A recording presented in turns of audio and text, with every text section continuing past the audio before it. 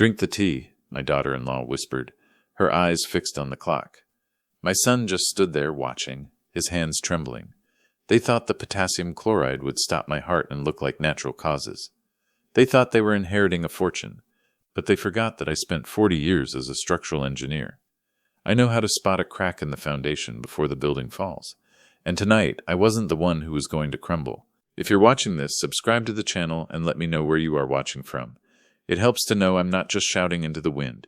Let me back up and tell you how a cup of chamomile tea almost became my coffin. The wind in Chicago doesn't just blow, it hunts. It moves with a predatory intelligence, sweeping off Lake Michigan like a gray wolf seeking the weaklings in the herd. It finds the gaps in your scarf, the loose thread in your coat, the hairline fractures in your morale. It pushes its way into the cracks of your spirit, until you shiver from the inside out, a cold that settles in the marrow and refuses to leave. I have lived in this city for 65 years. I have watched the skyline rise like a graph of human ambition, steel climbing over steel. I have weathered blizzards that buried cars and heat waves that buckled asphalt. But I still haven't learned to love November. November is the month when the city stops pretending to be polite. It strips the trees bare and shows you exactly what you are made of. My name is Robert. For 40 years, I was a structural engineer. I didn't just look at blueprints. I read them like scripture. I saw the invisible lines of tension that held the world together. I saw the stress points before they existed. I saw the load-bearing walls that carried the weight of the sky. I saw the places where a building would buckle, where the rivets would shear and the concrete would crumble, if the pressure got too high. I made a fortune ensuring that things didn't fall down. I was a master of equilibrium. I understood that every structure is a battle between gravity and material, between the earth pulling down and the human will pushing up. I was good at it. Brilliant, some said. I could look at a skyscraper under construction and tell you exactly where the steel met the stone, where the vibration of the subway below would eventually cause a hairline fracture in the cornice above. I dealt in physics, uncertainties, and the math of survival. But for all my understanding of tensile strength and compression, I was blind to the rot in my own foundation. I couldn't see the cracks in my own home. I couldn't calculate the sheer force of greed, or the corrosive nature of a spoiled love. I was an expert in steel, but a novice in flesh and blood. Since my wife Eleanor passed away 3 years ago, the silence in my house had become a physical weight, heavier than any I-beam I had ever specified. It was a sprawling Victorian in Lincoln Park, a grand old dame of a house with high ceilings and crown moldings that whispered of a bygone era. Eleanor had loved it. She filled it with music, with flowers, with life. Now, it was just a museum of memories. It was beautiful. It was empty. It was too big for one man. The hardwood floors creaked under my solitary footsteps, echoing the emptiness back to me.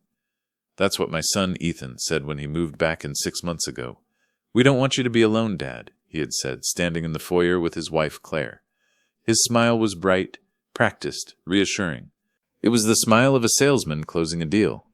"Claire and I can help. We'll take care of the estate. You've worked hard your whole life. You just relax. Let us handle the heavy lifting." I wanted to believe him. God. I wanted to believe him. I was tired of the silence. I was tired of eating dinner with only a book for company. I let them in, not realizing I was unlocking the gate for the vandals. Ethan was my only child. He had his mother's soft eyes and my stubbornness. But he lacked the grit. He lacked the ballast. He liked the finish line, the champagne, the applause, but he hated the race. He despised the sweat. He had failed at 3 businesses in 5 years. A tech startup that burned through capital like a forest fire. A high-end restaurant in the West Loop that served raw ambition and undercooked risotto. A boutique real estate firm that bought high and sold low. Each time I wrote a check. Each time I sat him down in my study, the leather chair groaning under my shifting weight, and told him it was a learning expense. I told myself I was being a good father. I was providing the safety net. I loved him. I wanted him to succeed so desperately that I ignored the pattern. I didn't realize I wasn't building him up.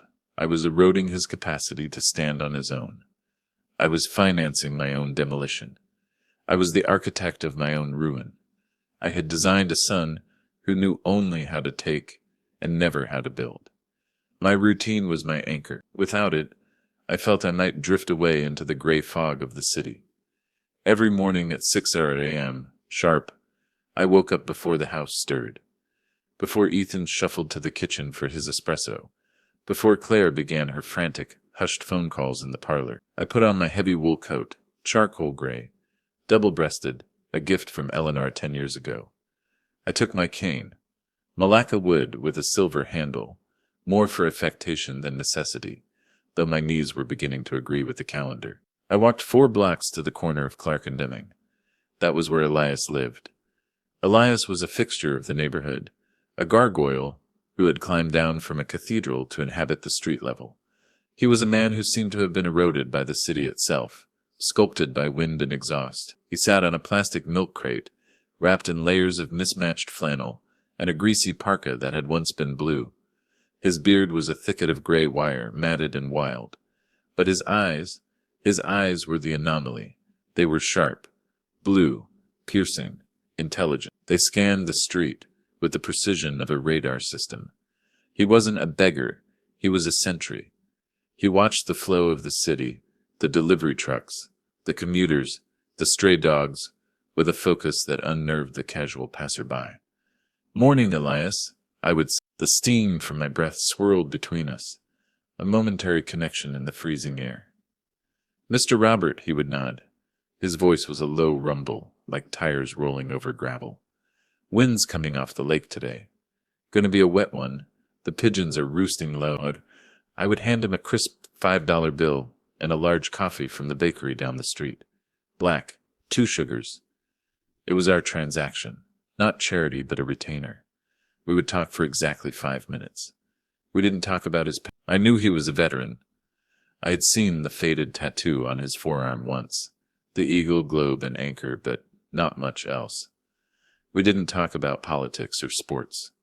We talked about the structure of things. That scaffolding on the new bank building is loose. Elias told me once, pointing with a gloved hand that looked like a bear's paw, 3rd tier up. The cross bracing isn't locked. "The clamps are rusted," he continued, his eyes narrowing. "It rattles in the wind. A thick rattle. Metal on metal. Not tight." He was right. I looked up, squinting against the glare, and saw the vibration. I called the city inspector later that day. Elias saw things people like me were too busy to notice. He was invisible to the suits and the joggers, and that invisibility gave him a vantage point that was terrifyingly clear. He was the inspector of the underworld. But on this particular Tuesday, the routine broke. The rhythm of the morning stuttered. The sky was the color of a fresh bruise, purple and black clouds churning low over the skyscrapers. I walked up to the corner, the coffee warm in my hand, the paper cup radiating heat through my gloves. Elias wasn't sitting on his crate. He was pacing. He was tucked deep into the doorway of the bakery, pressed against the brick, as if trying to merge with the wall. His body was tense, coiled. His eyes darted back and forth across the street, scanning every passing car, every pedestrian. "Elias?" I called out softly. He flinched violently. He looked like a man who had seen a ghost, or worse, the Reaper. When he saw me, he didn't smile. He rushed forward, abandoning his post. He grabbed at my arm with a grip that was surprisingly strong, his fingers digging through the thick wool of my coat. His gloves were wet and smelled of old rain and oxidized copper. "Mr. Robert," he hissed, his eyes wide and frantic. "You can't stay here." "Good morning to you, too," I said, startled, trying to keep my voice light, trying to normalize the moment. "I got your coffee. Black. 2 sous." He slapped the cup from my hand. It was a violent, desperate motion. The cup hit the pavement with a wet thwack. Hot coffee splashed onto my polished Oxford shoes and the hem of my trousers. Steam rose from the puddle like a dying spirit. "Forget the coffee," Elias whispered, the sound scraping out of his throat. He pulled me deeper into the alleyway, out of the line of sight of the main road. "Listen to me. You cannot go home tonight. Do you understand? Do not go back to that house." I pulled my arm away, smoothing my coat, a flash of aristocratic irritation mixing with the sudden cold spike of fear in my gut. "Elias, get a hold of yourself. You're shaking. What is going on?" "I saw them," he said. His voice was trembling, breaking on the edges. "Last night, I was looking for bottles in the recycling bins behind your street. I know I'm not supposed to, Mr. Robert. I know it's private property, but the pickings are good there. The rich folks throw away the best glass. He paused, licking his chapped lips, his eyes darting to the street again. I was behind your garage, the detached one. The lights were on inside. The side door was cracked open just an inch. He leaned in, his breath smelling of stale tobacco and fear. I saw your son, Ethan, and the woman, Claire. My stomach tightened, a structural failure in my gut. What about them? They were probably just parking the car. No, Elias said, shaking his head vigorously. They were meeting a man with a snake tattoo on his neck. A cobra hood flared. I've seen him before. He hangs around the docks down by the Calumet River. Bad news, Robert. He breaks things for money. He breaks people. A loan shark? I whispered. The words tasted like ash. I knew Ethan had debts. I had bailed him out a dozen times, but I thought they were manageable. I thought they were bank loans, credit cards. Worse, Elias said. They were arguing. Ethan was crying. He was sitting on a workbench, head in his hands. Elias mimicked the posture, hunched and broken. Ethan always cries when the pressure gets too high, doesn't he? He was saying, I can't do it. He's my dad. I can't do it. But the woman, Claire, Elias's expression hardened. She was cold, Robert. Ice cold. She didn't touch him. She didn't comfort him. She handed the snake man a thick envelope, brown manila. Elias leaned in so close his beard brushed my lapel. She said, This is the down payment. The rest comes when the insurance clears. When the probate is done, the ground beneath me seemed to dissolve. The structural integrity of my life, the load-bearing walls of fatherhood, simply evaporated. I felt a sensation of falling, though I was standing perfectly still. The noise of the city, the distant sirens, the rumble of the L train faded into a dull roar like the sound of blood rushing in my ears. Insurance, I choked out. The word felt foreign, clumsy. Elias reached into his dirty coat pocket. His hand was shaking uncontrollably. He pulled out a small, crumpled object wrapped in a fast food napkin. The snake man dropped this, Elias said. When he was getting into his car, it fell out of his pocket. He was counting the money in the envelope. He was distracted. He didn't notice. He pressed the object into my hand. It was light, insignificant. I unfolded the napkin with numb fingers. It was a small, translucent plastic vial, empty, but the label was still partially attached. It was a chemical warning angum, universal, terrifying. A skull and crossbones. Below it, scrawled in black marker on a piece of masking tape, was a date and time. Tonight, 9 p.m. I can read, Robert, Elias said softly, his voice full of a terrible pity. I know what that symbol means. He paused, looking at the vial in my palm, and I heard them talking about your tea. The snake man asked how they would do it. Claire said, The tea, he drinks it every night like clockwork. He never misses a night. I stared at the vial. The plastic was cold against my skin. The tea, you drink every night before bed. Elias whispered, My nightly chamomile. Ethan always made it for me. It was our ritual. He would bring it to my room on a silver tray, steam rising, smelling of honey and lemon. It helps you sleep, Dad, he always said. You work too hard. This will help you rest. He wasn't helping me sleep. He was putting me down. He was the veterinarian of my demise, and I was the old, sick dog. I thought he was scared of something small, Elias whispered. Tears cut clean tracks through the grime on his withered face. I thought maybe they were selling drugs. But when I saw this, when I heard the date, Robert, if you go home tonight, you won't wake up. You'll just stop. I looked at the homeless man, this man who slept on crates, this man who owned nothing but the clothes on his back. He had nothing, no home, no warmth, no family. And yet he had crawled through the freezing night to retrieve this piece of trash. He had waited for me in the biting wind, risking his own safety. He showed more loyalty in 5 minutes than my own flesh and blood had shown in 5 years. The realization hit me with the force of a wrecking ball. The people inside the warm house were the monsters. The man in the cold alley was the savior. I closed my hand around the vial. My grip was tight, my knuckles turning white. The engineer in me took over. The grief was there, massive and suffocating, but I shoved it into a containment chamber. I needed to assess the damage. I needed to shore up the walls. "Show me," I said. My voice hardened into something steel. It was the voice I used when a contractor tried to cut corners on cement quality. "Show me where they met." "I'll show you," Elias said, wiping his eyes. "But then you have to run. You have to call the police. You have to go to a hotel." "No," I said. The wind howled down the alley, flapping the tails of my coat. "Not yet. If I run, they'll say it's a misunderstanding.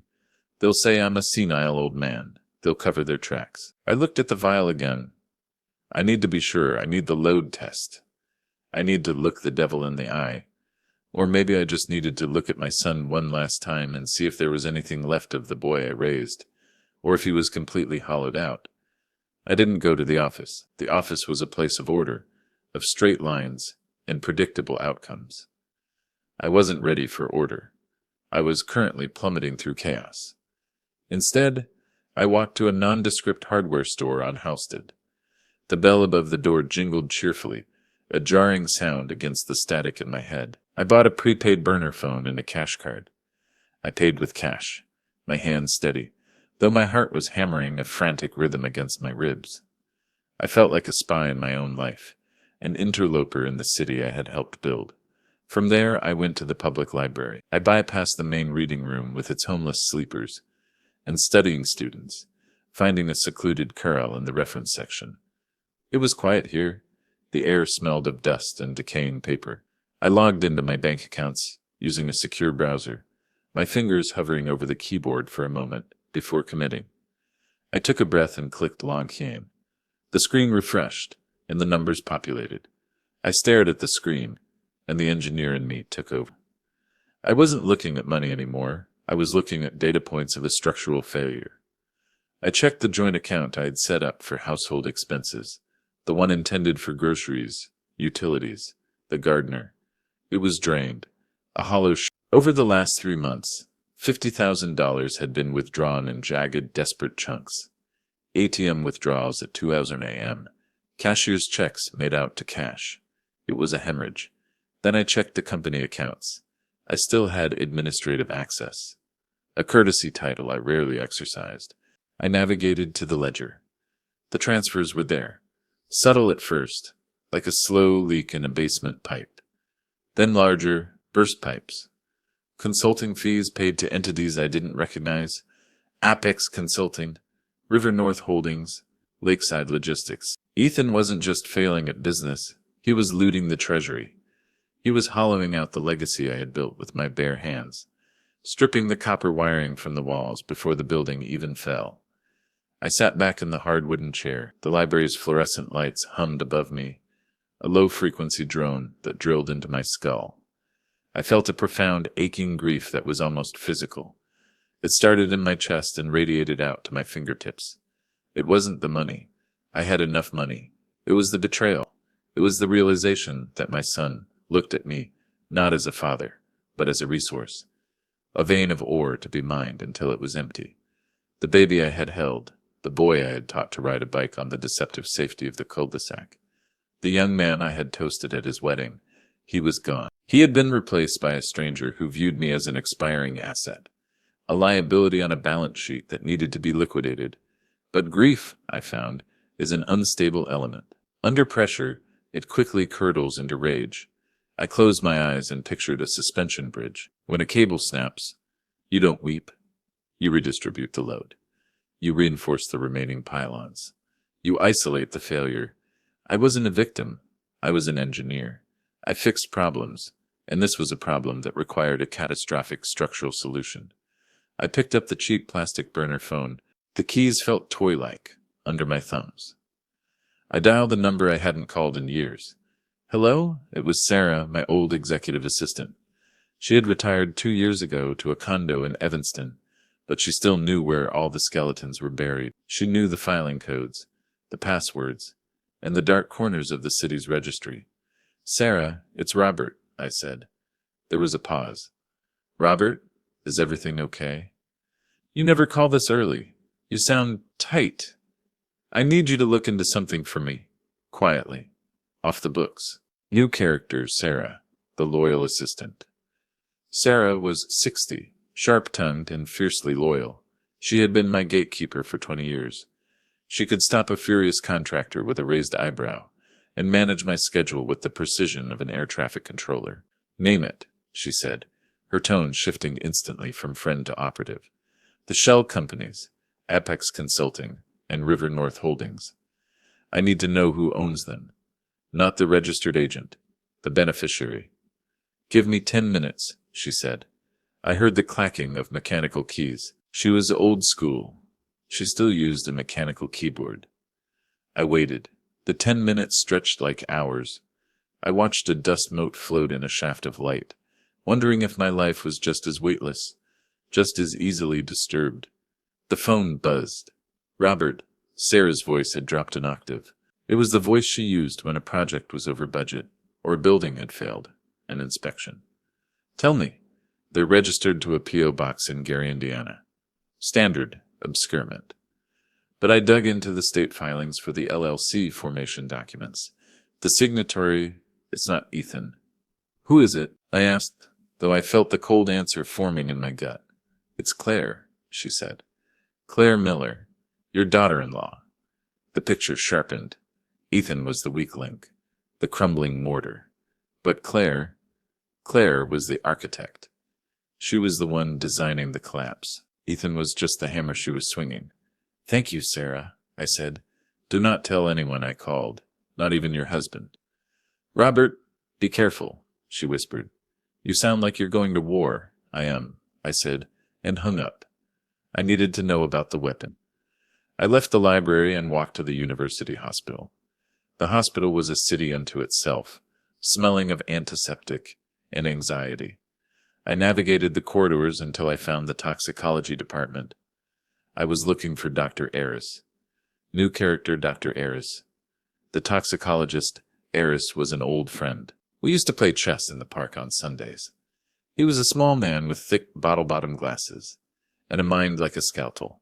He viewed the human body as a biological machine, subject to the same laws of physics and chemistry as the bridges I'd built. I found him in his office, surrounded by stacks of medical journals. "Robert." He looked up, surprised. "To what do I owe the pleasure?" "A checkup? You look pale." I closed the door and locked it. I pulled the napkin-wrapped vial from my pocket and placed it on his desk. "Hypothetically," I said, my voice devoid of emotion, "what was in this?" Eris frowned. He picked up the vial with a pair of tweezers. He sniffed it carefully, then held it up to the light to examine the residue. He dabbed a tiny sensor against the rim. A machine beeped. His face went slack. He looked at me over the rim of his glasses, his eyes wide. "Potassium chloride," he said. "High concentration. Industrial strength." "What does it do?" I asked, though I knew the answer. I needed to hear it. I needed the horror to be vocalized. "It stops the heart. Instantly," Eris said. "It disrupts the electrical signals that tell the heart muscle to contract. It's what they use in lethal injections." "Robert." "It mimics a massive, catastrophic myocardial infarction." "And the autopsy?" I asked. "If they aren't looking for it? If the patient is 65, with a history of hypertension?" Ray shook his head. "They'd likely rule it natural causes. A heart attack in the night." He leaned forward. "Robert, this isn't something you buy at a drugstore. This is for executions." "Where did you get this?" "Thank you, Eris," I said, taking the vial back and wrapping it carefully. "You've been very helpful." "Robert, wait," he called as I turned to the door. "You have to tell me. I'm done being careful," I said. I left the hospital. The wind had picked up, biting through my coat. I walked down the street, my cane clicking a steady, martial rhythm on the pavement. I headed toward Lincoln Park. I knew who the weak link was in Ethan's life. I knew where to find the cracks. I saw a man sitting on a park bench, feeding pigeons. He was hunched over, his coat too thin for the weather. It was Marcus, Ethan's former business partner. New character, Marcus, the failed partner. Marcus looked terrible. His suit was cheap polyester, shiny at the elbows. His face was gaunt, the skin gray and papery. He looked like a man who hadn't slept in a month. I sat down next to him, the pigeons scattered in a flurry of gray wings. "Marcus," I said. He jumped as if I had tasered him. "Mr. Robert, I haven't seen you since the bankruptcy. I didn't know you walked this far." "Tell me about the debt, Marcus. I don't know what you mean," he stammered, looking for an exit. "The snake man, Vinny. The man who breaks things." I said the names calmly, like items on a grocery list. Marcus went pale. He slumped against the bench, the fight draining out of him. "It wasn't the business, Robert," Marcus whispered, staring at his shoes. "It was Claire. She bet everything. She has a problem. High-stakes poker. Online futures. She lost the startup funds in a week. Ethan tried to cover for her," Marcus continued, his voice trembling. "He borrowed from Vinny to pay her debts. He thought he could trade his way out of the hole, but the hole just got deeper. My son, the fool. He wasn't the villain. He was the hostage. He was protecting the wolf who was eating him alive. They threatened to kill him," Marcus said. "Vinny came to the office. He showed us pictures of our apartments. He showed Ethan a picture of you walking to get coffee. He said, 'Pay up or find a big payout.' Like an inheritance." "I'm sorry, Robert," Marcus wept. "I'm so sorry." I stood up. The cold air felt clarifying now. I had the motive. I had the method. I had the confirmation. Now I needed the trap. I walked away from Marcus without a word. I dialed my lawyer, Frank, on the burner phone. Frank was an old bulldog of a man, a litigator who treated the courtroom like a boxing ring. "New character, Frank." "The lawyer, Frank," I said when he answered. "I need you to draft a new will. Immediately." "Robert?" Frank's voice was sharp, professional. "You sound serious. Do you want me to send a car?" "No. I need to play this out. Listen to me carefully. I need you to contact Chief Miller at the precinct. Tell him I have a credible threat against my life. Tell him it's family." The line went silent. "Family?" Frank gasped. "Robert, let me send private security. Let me get you out of there." "No," I said firmly. "If I stop it now, they'll just claim it was a misunderstanding. They'll say the money was a loan. They'll say the vial was for something else. I need proof of intent. I need them to pull the trigger on an empty chamber." "That's dangerous, Robert. You're not 20 anymore." "I know, but I have a plan. I need a tactical team on standby near the estate at 8:30 p.m. Tell them to park 2 streets over. Silent approach. Do not come in until I signal," I instructed. "What's the signal?" Frank asked, his voice tight with worry. "I'll break the front window," I said. "The big bay window in the living room. The one Eleanor loved. When that glass breaks, you send them in." "I'll have the papers drawn up," Frank said. "And Robert, good luck." I hung up. I had one last stop. I went to a pawn shop on 5th Avenue. It was a dingy place, smelling of stale cigarettes and desperation. I bought a small, high-quality digital voice recorder. I walked into the pawn shop's cramped bathroom.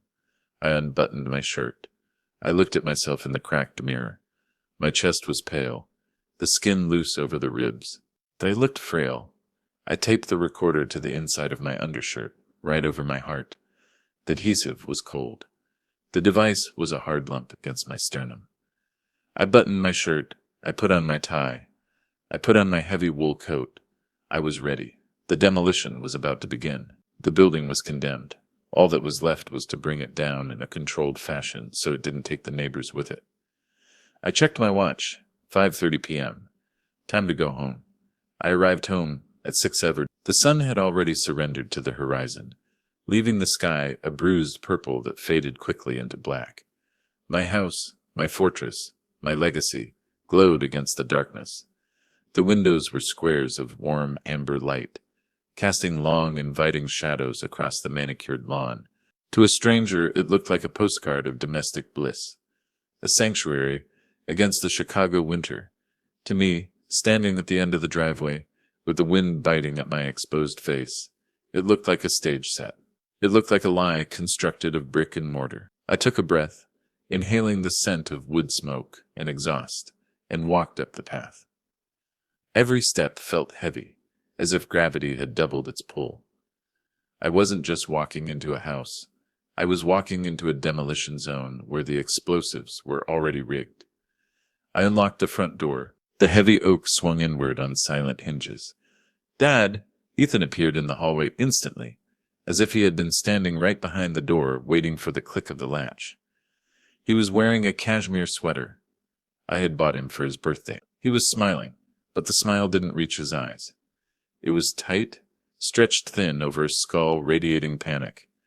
"You're late," he said, his voice a fraction too loud, bouncing off the high ceilings. "We were worried. It's freezing out there. Just a long walk," I said, hanging up my coat. I moved deliberately, slowly, playing the part of the weary old man. I felt him watching me, assessing me, checking for cracks in my facade. "You look pale, Robert," Claire said, emerging from the kitchen. She wiped her hands on a floral apron, a costume she rarely wore. She was the picture of the dutiful daughter-in-law, but her eyes were cold, calculating scanners. "Are you feeling okay?" she asked, tilting her head. "A bit of a headache," I lied, rubbing my temples. "A migraine, perhaps." "I think I'm coming down with something. The wind got into my bones." "Oh, poor thing," she cooed. The sympathy in her voice was slick, oily. "I'm making a heavy stew. Beef and barley. It'll warm you up. And later Ethan can make your special tea." The mention of the tea made my skin crawl. It was a physical revulsion, a wave of nausea that had nothing to do with the flu. "That sounds necessary," I said. I walked past them into the living room. I needed to check the perimeter. The engineer in me needed to know the status of the safety system. I walked to the alarm keypad in the hallway. The small green light that usually pulsed with a comforting rhythm was dark. The screen was blank. "Ethan," I called out, keeping my voice level. "Why is the alarm system off?" Ethan poked his head out from the dining room. He flinched, just slightly. "Oh yeah, the battery died in the main panel this afternoon. It just started beeping like crazy, so I pulled the power. I called the company. They're coming tomorrow between 10 and 2. I stared at the keypad. I stared at the line. "It's hardwired, Ethan," I said, my voice steady, devoid of inflection. "It has a backup battery, but the primary power comes from the grid, and the backup lasts 48 hours. Ethan froze for a fraction of a second. His eyes darted to Claire, who was setting the table. "Right. Well, a fuse blew then," he stammered, offering a nervous, brittle laugh. "I don't know, Dad. I'm not the engineer. I just know it was making noise. So I killed it." He was isolating me. No alarms. No distress signal to the monitoring company. If I screamed, the thick Victorian walls would swallow the sound. We were in a soundproof box. "I see," I said. "We'll have to get that fixed." Dinner was an exercise in torture. We sat at the long mahogany table, the table where Eleanor had presided over Thanksgiving turkeys and Easter hams. Now it felt like an interrogation room. Claire served the stew. It was thick, dark, and smelled rich. I took a spoonful. It was salty, heavy on the tongue. I took a spoonful. It was salty, heavy on the tongue. I pressed it beside myself to swallow, fighting the urge to gag. I ate slowly, counting the chews, forcing every bite down while my stomach churned with anxiety. The only sounds were the scraping of silver against china and the ticking of the grandfather clock in the hall. Tick-tock, tick-tock, counting down. "So, Dad," Ethan said, pouring himself a glass of red wine. He filled it to the brim, too full. His hand shook slightly, a tremor of adrenaline. Claire and I were thinking about the lake house. He started.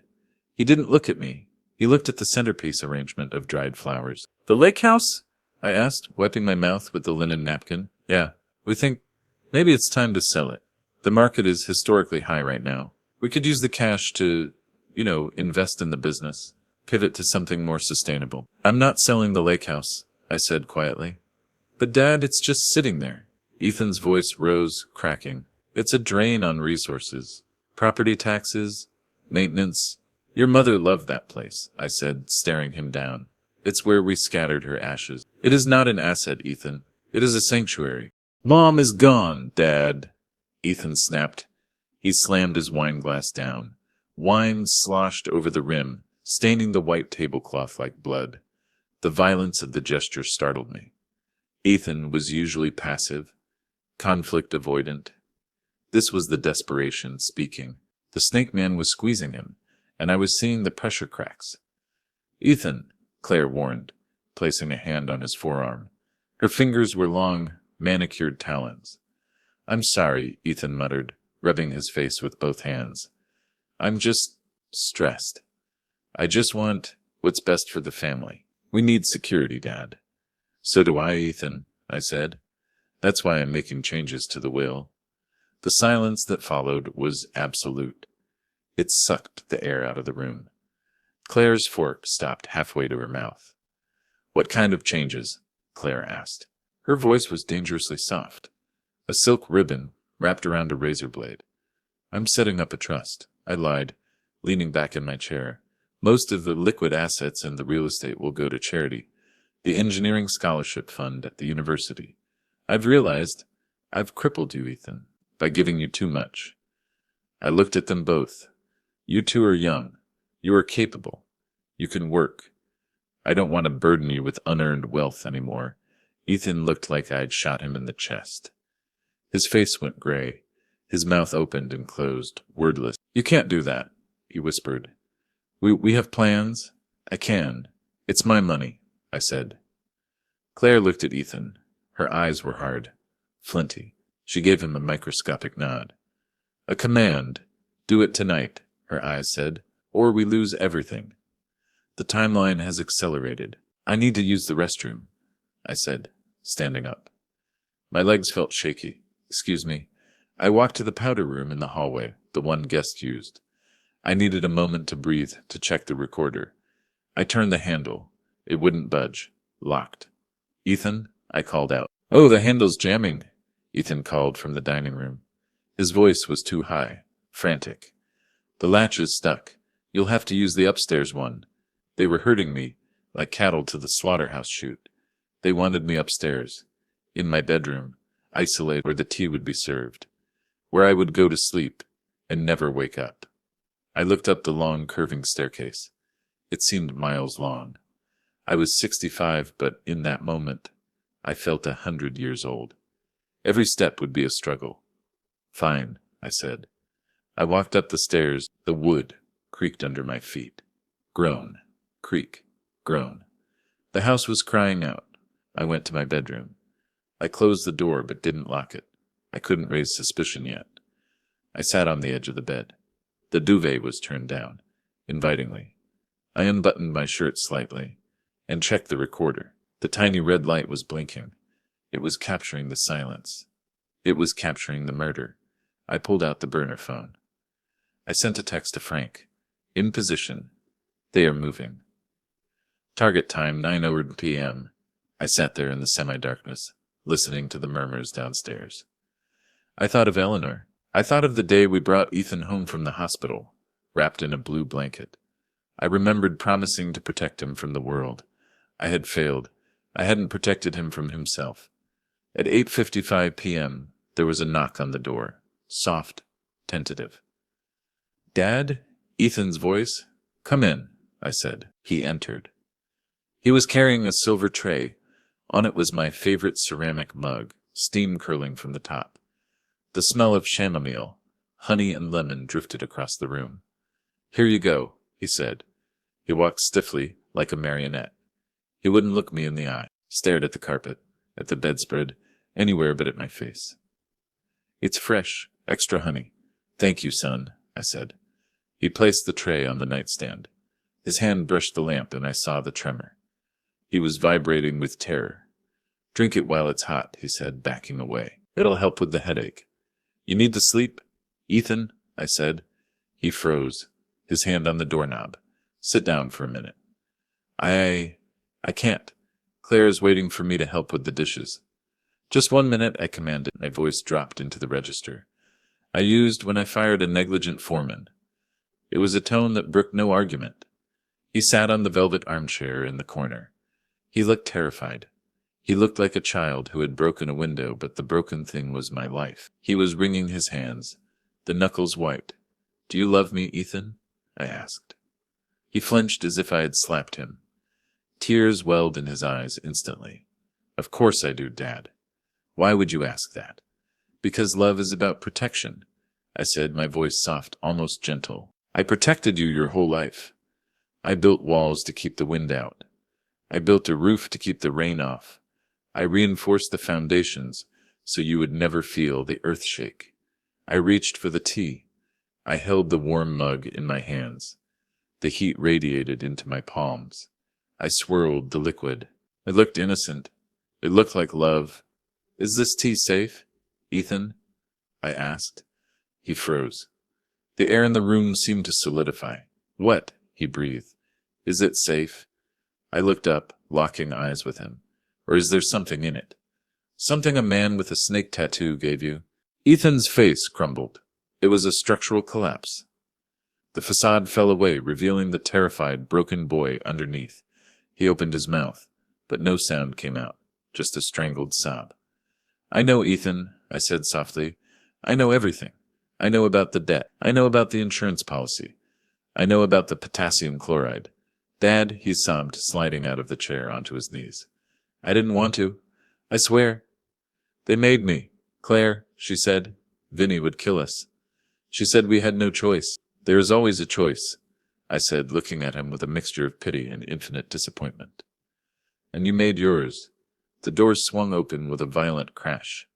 Claire stood there. She wasn't crying. She wasn't sorry.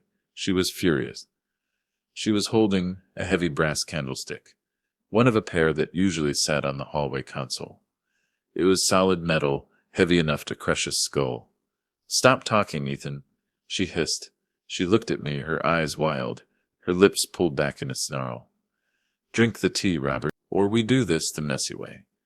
"You're a monster," I said, setting the tea down, my hand gripping the handle of the mug. "I'm a survivor," she spat. "You have millions sitting in a bank, while we drown. You judge us? You sit here in your castle and judge us? You owe us this." She took a step toward me, raising the heavy brass object. The light caught the metal gleaming. "Ethan!" I yelled. "Stop her! This is your last chance. Be a man for once in your life." Ethan looked at me. He looked at his wife, who was advancing like a predator. He looked at the tea. He stood up. He was shaking violently. "Claire, don't," he whispered. "Please, get out of my way," she screamed. Shoving him, he fell back onto the bed, useless. A piece of driftwood in a hurricane. Claire lunged at me. She swung the candlestick. I didn't try to block it. I grabbed the mug of tea, boiling hot, laced with poison, and threw the contents directly into her face. She screamed. It was a primal, animal sound. The scalding liquid hit her eyes and cheeks. She dropped the candlestick with a heavy thud, clawing at her face. "You old bastard," she'd, blinded. I scrambled off the bed, grabbing my cane. I swung it with all the strength I had left, the heavy malacca wood connecting with her forearm. Crack. "Ethan!" she screamed. "Help me! Kill him!" Ethan sat on the bed, sobbing into his hands. He did nothing. He was paralyzed by his own cowardice. I ran for the door. My heart was hammering, my ribs aching. I was an old man running for his life in the house he built. Claire recovered faster than I expected. Rage is a potent anesthetic. She grabbed the back of my jacket as I reached the hallway. We struggled onto the landing. She was younger, stronger, fueled by desperation. She shoved me hard. I slammed against the railing. I felt a rib crack, a sharp, hot snap in my chest. "You should have just died," she screamed, her face red and blistering, her mascara running in black streaks. "Why couldn't you just die?" She grabbed my lapels and tried to push me over the banister. It was a 20-foot drop to the marble foyer below. I looked down at the hard stone floor. I couldn't hold her off. My strength was failing. My grip on the cane slipped. I saw her eyes, pure distilled hatred. Then the world exploded. Crash. The massive bay window in the living room downstairs shattered inward. The sound was deafening, the tinkling of falling glass echoing through the house like a gunshot. Police, federal agents, nobody moved. Voices roared from the foyer. Red laser sights swept up the stairs, dancing across the ceiling, across the walls, finally settling on Claire's chest. "Let him go," Chief Miller's voice boomed, amplified and authoritative. "Step away from him, Claire. Now."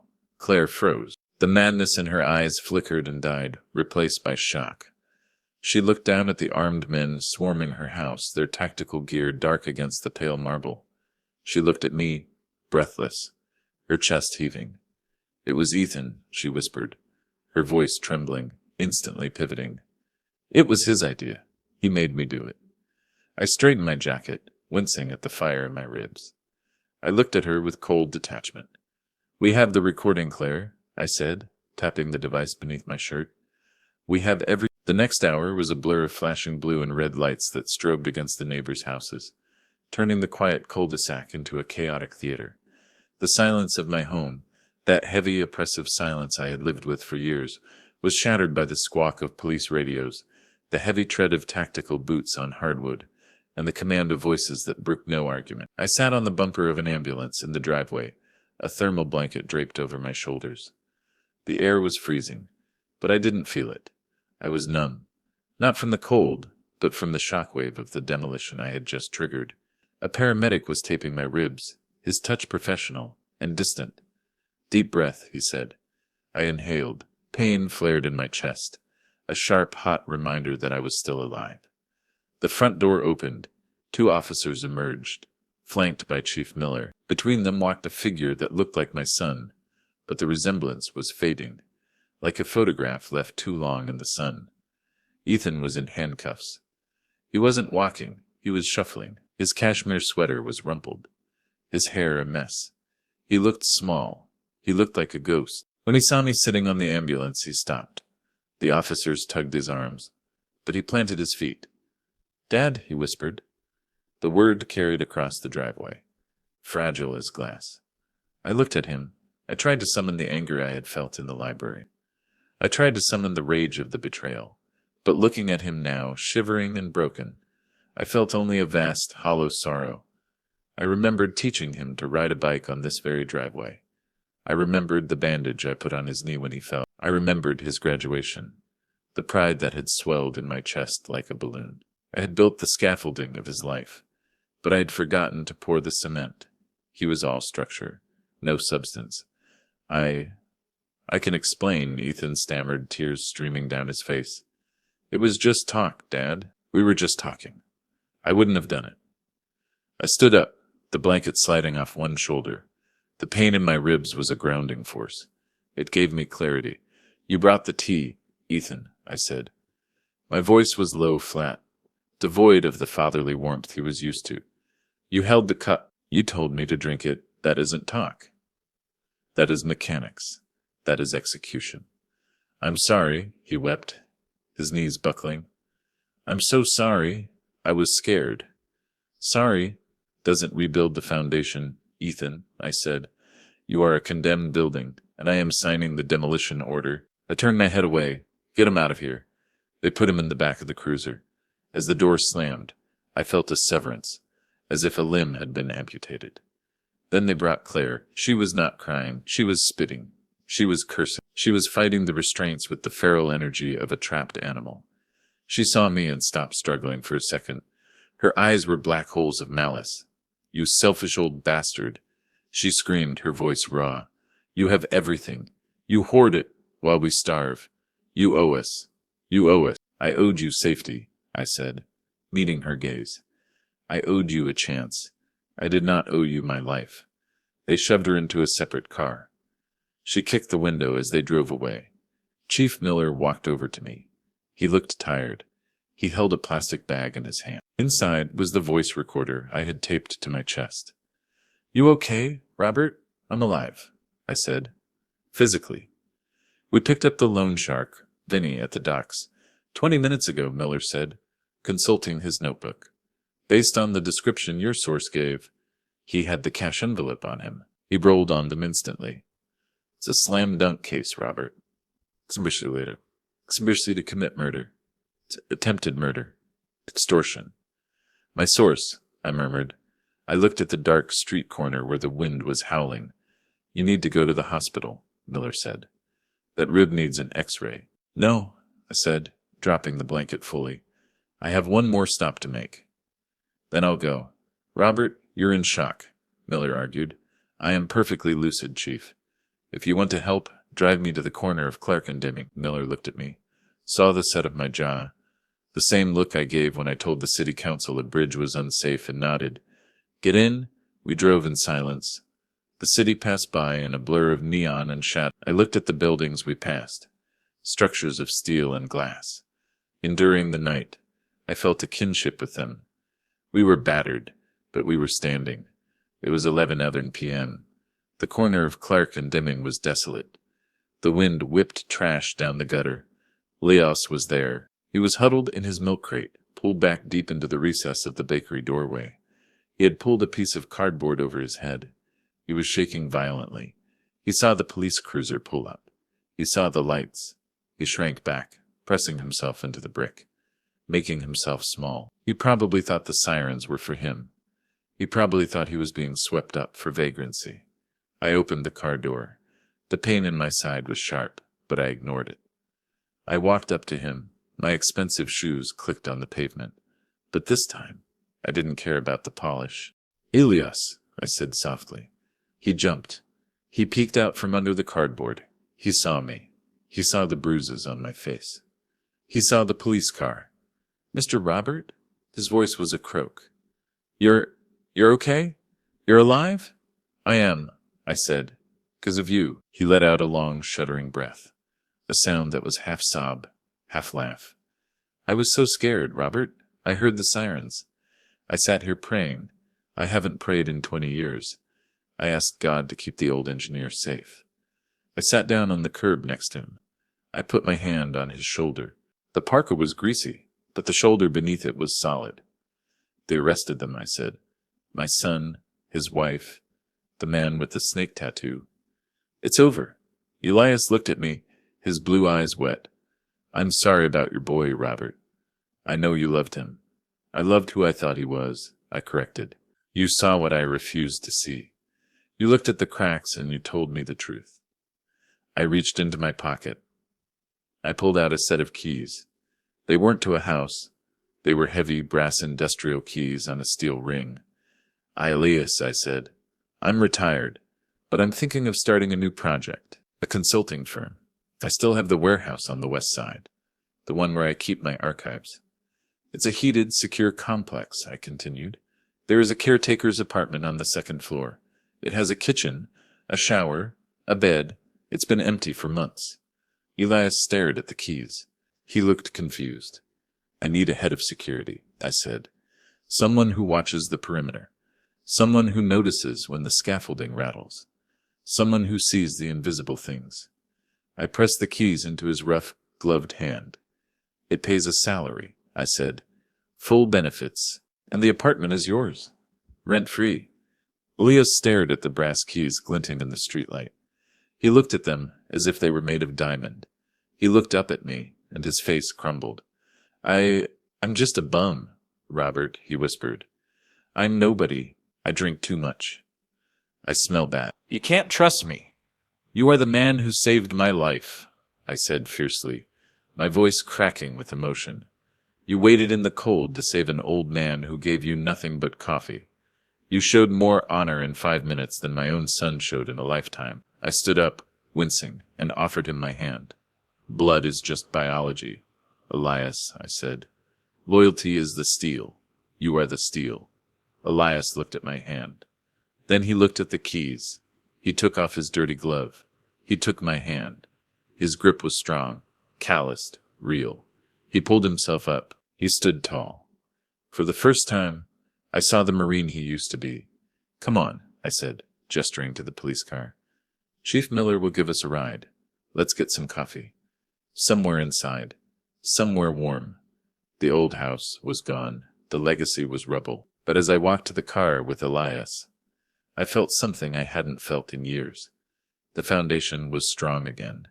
Winter gave way to a wet, gray spring, and with the thaw came the legal dismantling of my former life. The trial was not a long affair. The evidence was too absolute, the recording too damning, but it felt like a lifetime. I sat in the back row of the courtroom every day. I needed to see the demolition through to the end.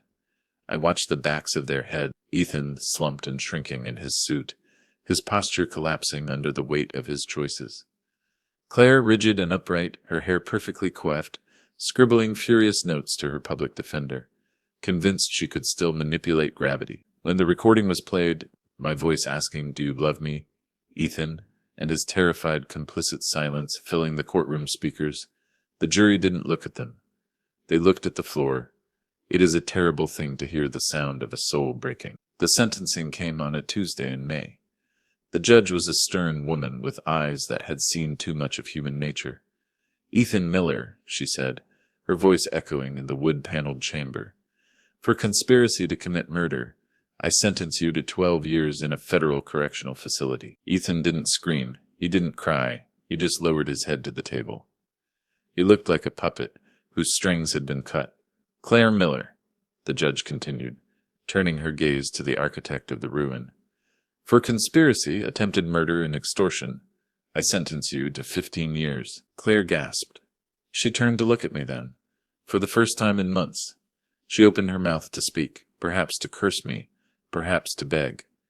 But the bailiff took her arm. I didn't look away. I didn't look away.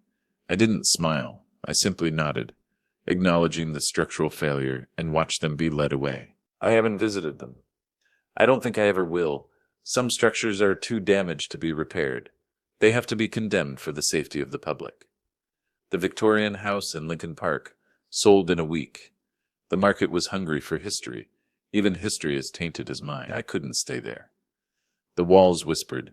The stairs remembered the struggle. The kitchen smelled of betrayal and stew. I hired an estate sale company to handle the contents. I took Eleanor's jewelry, her favorite books, and the photo albums. I took my engineering awards, everything else. The mahogany table where we ate that final dinner, the bed where I almost died, the silver tea set I left behind. They were artifacts of a civilization that had fallen. I moved to a condo downtown, the 40th floor of a building I had consulted on 20 years ago. It is made of glass, steel, and concrete. It has clean lines. It has floor-to-ceiling windows that look out over the lake. There are no shadows here. There are no creaking floorboards. It is a sterile, beautiful box of light. Every morning at 6:07 a.m. the routine begins again. But the geography has changed. I take the elevator down. The doors slide open with a silent whoosh. The lobby is cavernous, smelling of lemon polish and fresh lilies. Elias is there. He stands behind the marble security console. He is no longer the gray ghost of the alley. He is clean-shaven, revealing a strong, square jaw I had never seen before. His hair is trimmed tight, military style. He wears the building's security uniform, a navy blazer with brass buttons, and he wears it with the pride of a dress uniform. He is the head of security now. The residents adore him. They don't see a former homeless man. They see a protector. He knows every tenant's name. He knows which dog is aggressive and which one needs a treat. He knows the delivery schedules better than the logistics companies. Last week, he smelled a gas leak in the basement, a tiny hairline fracture in a pipe that the digital sensors hadn't picked up yet. He evacuated the lower levels before anyone else even smelled the mercaptan. He saved the building. He sees the invisible thing. I walk across the lobby, my cane clicking on the terrazzo. "Morning, Mr. Robert," he says. His voice is still that low rumble, like tires on gravel, but the tremor is gone. His eyes are clear, sharp, and happy. "Morning, Elias," I reply. He reaches under the counter and produces 2 coffees from the high-end espresso bar in the lobby. Black, 2 sugars. "How's the structure holding up today?" I ask. "It is our code." Elias smiles. It is a genuine smile, crinkling the corners of his blue eyes. He taps the marble counter with his knuckles. "Solid as a rock, boss," he says. All load-bearing walls are secure. No stress fractures detected. We drink our coffee standing there watching the city wake up through the glass doors. We don't say much. We don't need to. We're two survivors of the storm. Two men who were discarded by the world in different ways, who found a way to shore each other up. I look at him and I think about the nature of construction. I spent my life calculating loads and forces, thinking that strength came from rigid materials. I thought family was a permanent structure, built on blood and history. I was wrong. Blood is just biology. It is an accident of birth. It can rot. It can fail. But loyalty? Loyalty is the high tensile steel that holds the world together when the wind starts to hunt. Loyalty is a choice. It is a beam that you forge in the fire of adversity. I lost the family I thought I was supposed to have. I lost the son I raised. The grief of that is a ghost that still sits in the corner of my new condo sometimes, watching the sunset. But I found the family I needed. I found it on a street corner, shivering in a milk crate. I finish my coffee and check my watch. I have a meeting with the board at 9. Elias. Keep an eye on the perimeter. Always, Robert, he says, straightening up. You go build. I'll watch the gate. I walk out into the Chicago wind. It's November again. The air is cold. It seeks out the gaps in my scarf. But I don't shiver. I button my coat. I grip my cane. I am not cold anymore. I learned that sometimes the most valuable thing you can give a person isn't $5 or a house or an inheritance. It's a few minutes of your time. It's the dignity of remembering their name. And sometimes, if you are very lucky, they save your life in return. Thanks for walking this journey with us all the way. With Robert and Elias in mind, was this ending how it should have happened? Or something else? If you're still caught up in this story, tap like before we move on.